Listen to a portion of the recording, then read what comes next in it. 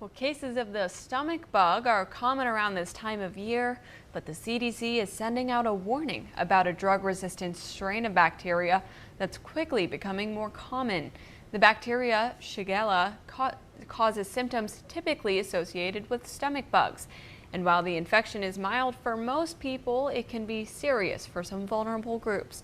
So joining us to go over what to watch for and hopefully prevent this, I'm joined by Akron Children's Hospital pediatrician, Dr. Terry Lennon. Thank you for joining us this morning. Thank you for having me. Yeah, of course.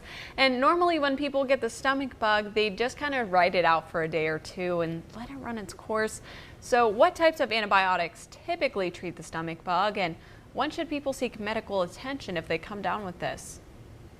So, unfortunately, most of the cases of stomach bug that we see are viral in nature, so there are no drugs that can specifically treat it. But given time, our bodies tend to overcome the stomach bugs that we encounter. In the meantime, though, it can cause a lot of symptoms, including very unpleasant episodes of vomiting and diarrhea. And over time, that can actually lead to dehydration, which is the biggest concern when we talk about these stomach bugs. And with the current strain that's out there as drug resistant, is it more concerning for doctors since people don't really seek medical attention with the stomach bug? So fortunately, when we're talking about the drug-resistant Shigella, we haven't seen a lot of it, at least not recently, in our population here. Shigella causes bloody diarrhea. That's an important distinction. And even though it is drug-resistant, our bodies over time will still fight this off for most of us.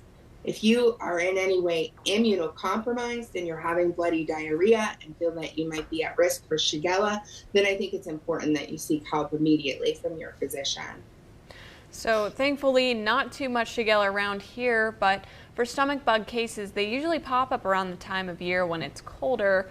We've seen some roller coaster weather here lately. Jimmy and I were just talking about that a minute ago. Does that kind of weather help reduce the number of stomach bug cases you see, or are you seeing a surge in general? So the surge that we're seeing right now is actually norovirus, so one of those viruses that commonly causes the stomach bug. And it usually peaks between November and April. So we're still well within that normal season for that particular stomach bug. Okay, so definitely best to be patient and hope for the best. But until then, what are some of the best tips to stay safe and hopefully prevent the family from coming down with this? I mean, it's pretty unpleasant. It's definitely unpleasant, yes. I had a colleague who was recently out for 5 days with it, so it can be intense. The best way to prevent this particular stomach bug, like all stomach bugs, is by hand washing. Sanitizer is great for some germs, but it's not great for the stomach bug, so make sure you're washing with soap and water. All right, well, thank you so much for joining us. We really appreciate you being here and being able to keep us all safe and healthy. Thank you.